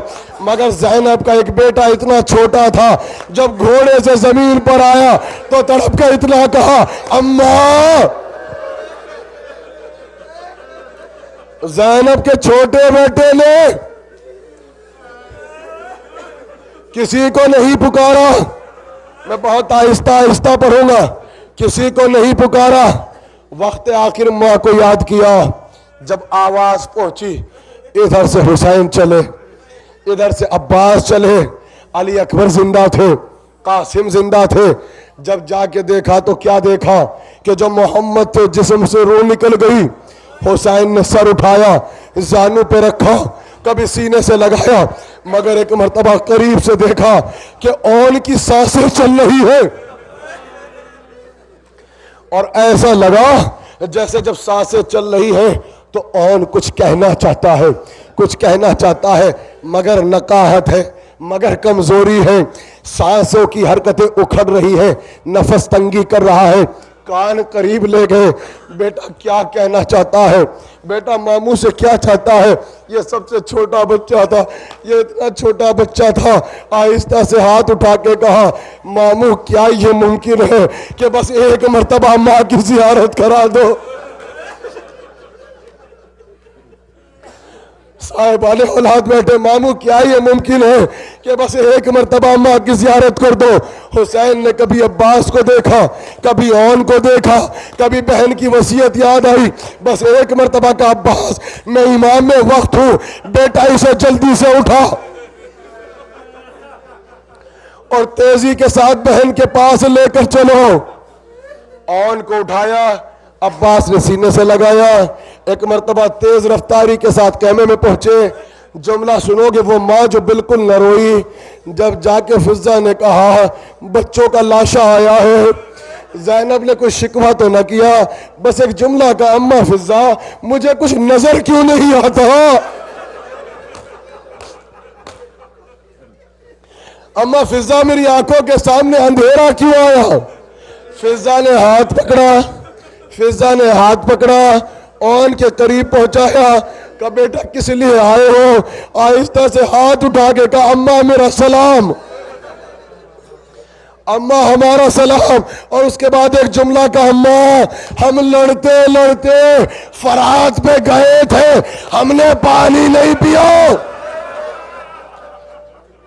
ये कहा अब्बास के हाथों पे जान निकल गई। मां ने कहा ले जाओ, जो राह खुदा में दे दिया वो दे दिया। अब वो वाकया दूसरा सुनोगे जिसके लिए आपको जहमत दी। दूसरा बाप, 11 मुहर्रम आई, हर बीबी अपने अपने वारिस के लाशे पर पहुंची, मगर कोई तारीख दिखाओ कि ज़ैनब इन बच्चों के लाशों पर गई हो। ज़ैनब अली अकबर के पास गई, ज़ैनब हुसैन के पास गई, बच्चों को रोने वाला कोई न था। इसीलिए तो आज इस आखिरी मजलिस में, जो रात की आखिरी मजलिस है, ऐसे गिरिया करो कि जिब्राइल जाके फरिश्तों से पूछे ये रोने वालों के क्या लगते हैं, ये ओले मोहम्मद के क्या लगते हैं। आवाजें बुलंद हो गई, जज़ाकल्लाह जज़ाकल्लाह, अरे मौला सलामत रखे। कोई नहीं पहुंचा रोने के लिए। यहाँ तक कि शाम के जिंदान में रही, दिन रात हुसैन को रोती रही, यहाँ तक कि रिहाई मिली, सबके सर आए, हुसैन का सर ले लिया, 2 गरीबों के सर आए, कोई आगे न बढ़ा। तो शाम की औरतों ने कहा क्या ये लावारिस है, क्या इनकी माँ मर गई? अब ज़ैनब से सब्र न हुआ। शाम की बीबियों ये ना कहो इनकी माँ जिंदा है मगर हुसैन की माँ जिंदा नहीं। बस एक टुकड़ा सुन लो, जज़ाकल्लाह। मुझे माफ कर दो, मुझे माफ कर दो, मैं इससे ज्यादा मसाइब नहीं पढ़ सकता। मेरे बुजुर्ग बैठे, इस जुमले को सुन लो। मैं इस रिवायत को कभी ज्यादा नहीं पढ़ता, इसलिए कि बाज़ अफराद कहते हैं रिवायत सख्त है। जब काफिला मदीने पहुंचा, कैमा लगा, ज़ैनब बैठी थी, जब उम्मुल बनीन आई, जब मोहम्मद हनफिया बहन के पास आए, तो एक मर्तबा जनाब अब्दुल्ला ज़ैनब की 2 बेटियों को लेकर आए। ज़ैनब की 2 बच्चियां मदीने में थी, चूंकि बाप बीमार था। अब जो बच्चियां आई तो माँ को नहीं पहचाना। मैं नहीं पढ़ना चाहता था रिवायत को, माँ को नहीं पहचाना। किसी बीबी से पूछा कि हमारी माँ मर गई।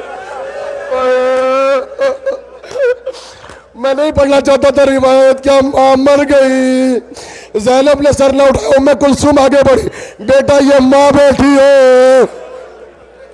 एक मरतबा बच्चियां आगे बढ़ी, माँ को सलाम किया, सलाम का जवाब दिया, कुछ नहीं हुआ।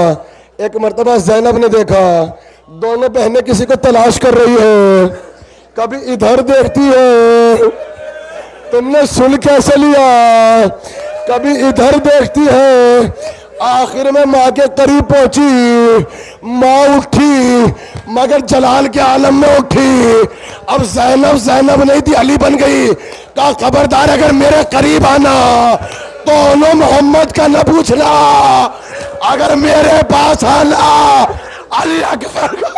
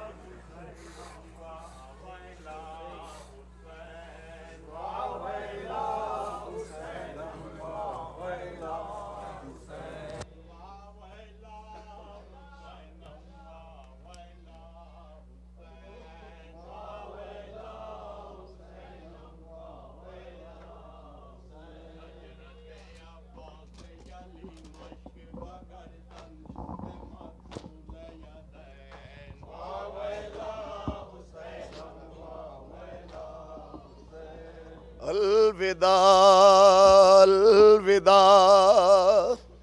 अलविदा अलविदा, ए दिल बारान जाफर तैयार। अलविदा ए दिल बारान जाफर तैयार।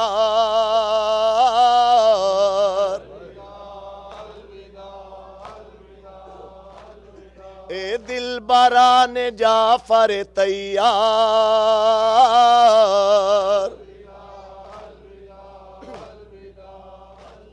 बिनते अली ये बच्चों से कहती थी बार बार, बिनते अली ये बच्चों से कहती थी बार बार, रन को सिधारो न मोहम्मद ये मां निसार। ए दिल बरान जाफर तैयार।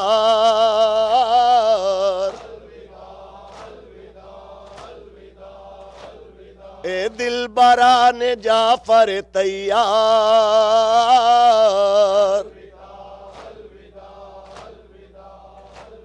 ए दिल बरान जाफर तैयार।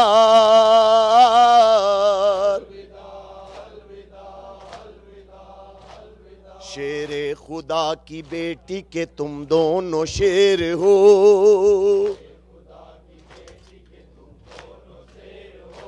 शेरे खुदा की बेटी के तुम दोनों शेर हो। मैदान में जाओ फतह में अब कुछ न देर हो, ए दिल बरान जाफर तैयार,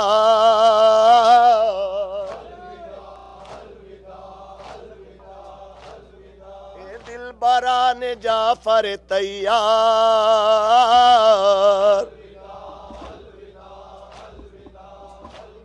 ए दिल बरान जाफर तैयार।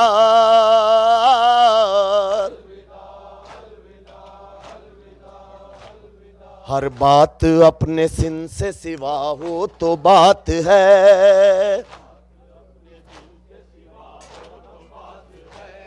हर बात अपने सिन से सिवा हो तो बात है। वो रन पड़े के हश्र बपा हो तो बात है, ए दिल बरान जाफर तैयार,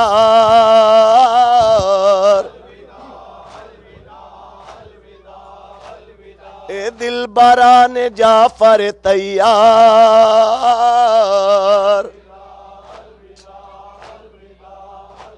शिमरो उमर के सर जो उतारो तो खुश हूँ मैं, शिमरो उमर के सर जो उतारो तो खुश हूँ मैं। दुश्मन को झूम झूम के मारो तो खुश हूँ मैं, ए दिल बरान जाफर तैयार,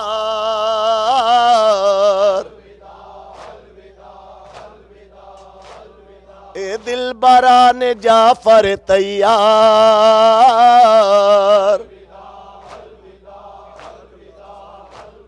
कल तक ये आरज़ू थी जवां होगे मेरे लाल,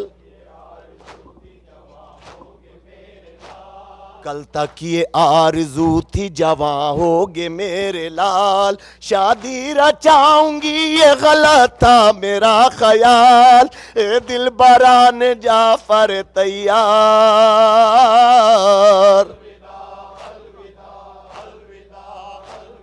ए दिल बरान जाफर तैयार।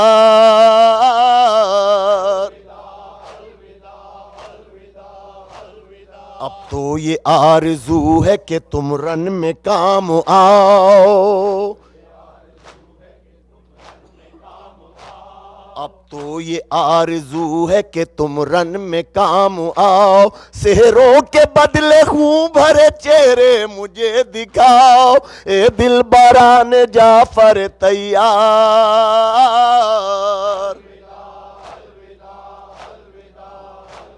ए दिल बरान जाफर तैयार।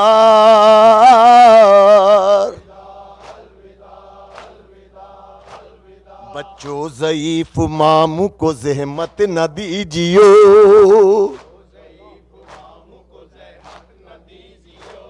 बच्चों ज़ईफ मामू को ज़हमत न दीजियो।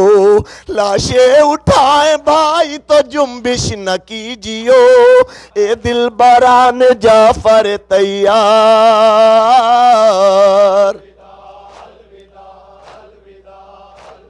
ए दिल बरान जाफर तैयार।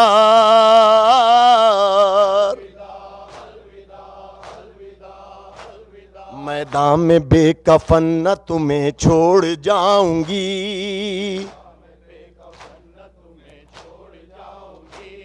मैदान में बेकफन न तुम्हें छोड़ जाऊंगी, मैदान में बेकफन,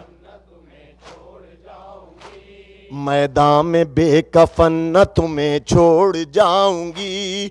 चादर बची तो खिल्लत आखिर पहनाऊंगी, ए दिल बरान जाफर तैयार,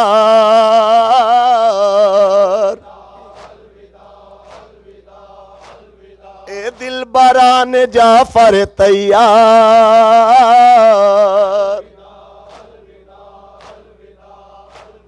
ए दिल बरान जाफर तैयार,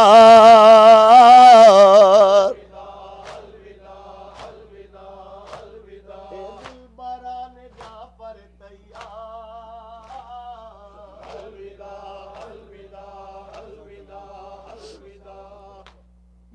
बर्बाद हुई मैं, आबाद हुई कर्ब बला, उजड़ा मदीना बर्बाद हुई मैं, आबाद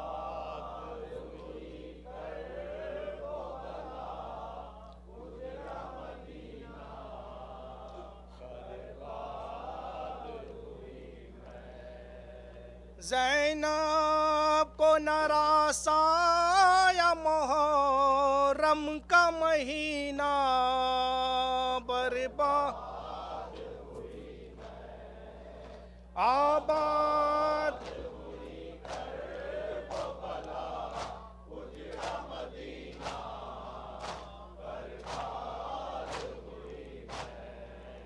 एक दिन था कि इस शहर की करती थी मैं शाही, और आज तबाही,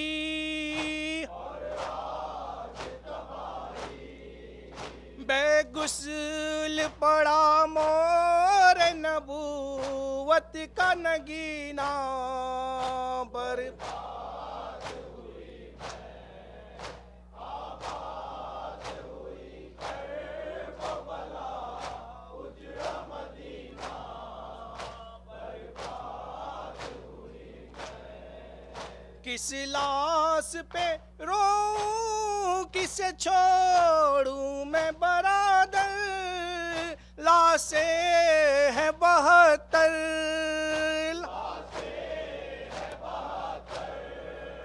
हद ये है कि रोने की इजाजत भी मिली ना बर्बाद हुई मैं, आबाद हुई कर्बला, उजड़ा मदीना बर्बाद हुई मैं। असगरी का गला भाई कसर सीना अकबर, सब गौहर चादर, सब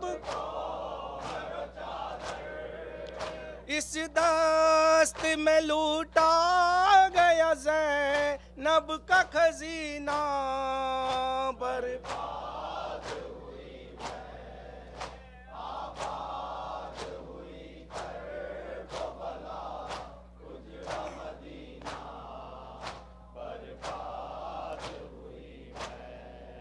माए बिना पहचान सकी बच्चों के चेहरे, बिखरे हुए सहरे,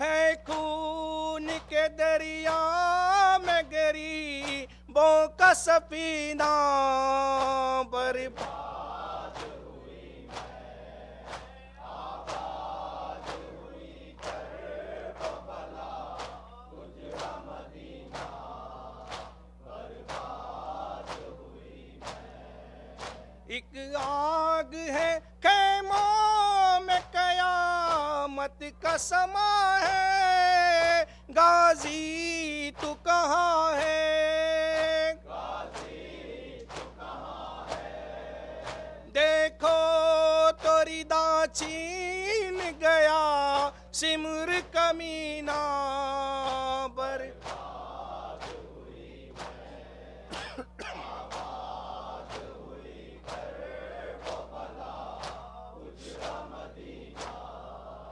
बर्बाद हुई मैं।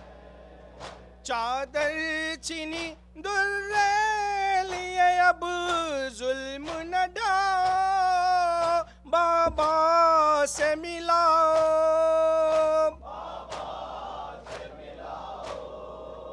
नेज़े के तले बैठ के रोती है सकीना बर्बाद हुई मैं, आबाद हुई कर्बला, उजड़ा मदीना बर्बाद हुई मैं। पाबंदे रसन भी बाजार खुले सर, हर मोड़ पे पत्थर,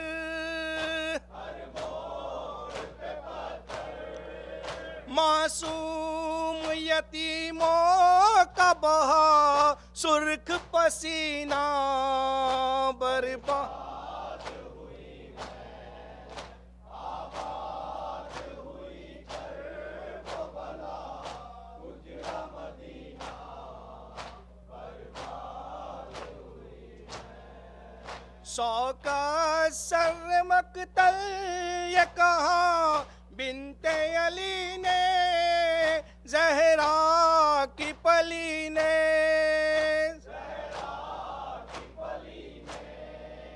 भैया तेरे बिन खाक तेरी बहना का जीना बर्बाद हुई आबाद हुई करबला उजड़ा मदीना बर्बाद। सैयद प्यासे ज़हरा के रा दुलारे बीरन हो,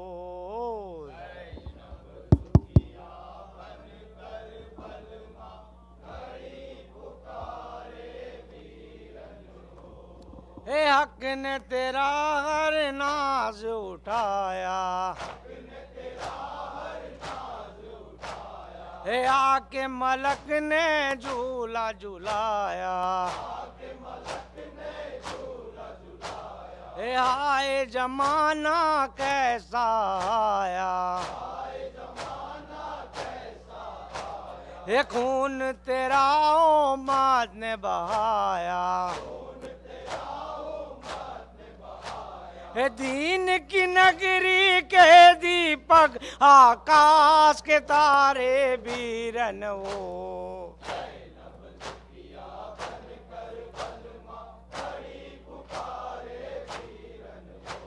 हे कासिम को अकबर को गवाया, हे भाई को दिलवर को गवाया, हे ससमाए असगर को गवाया, हे हक के लिए गरीबर को लुटाया, दीन मोहम्मद की नैया के खेवानारे बीरन हो,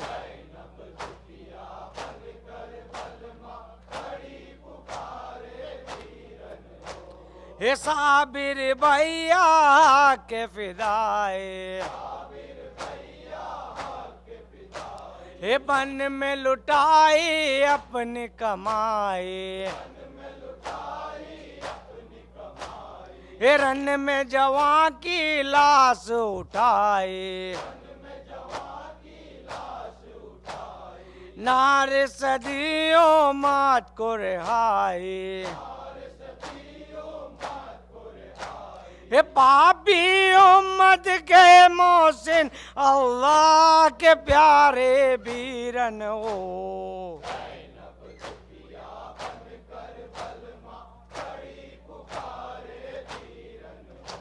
हे घर को जलाने बेदी आए, हे बेकस जैनब किसको पुकारे, हे सोते हैं सब सर को कटाए, हे आके कबर लो ऐ माँ जाए, ये गम की मारी दुखियारी के तुम ही सहारे बीरन हो,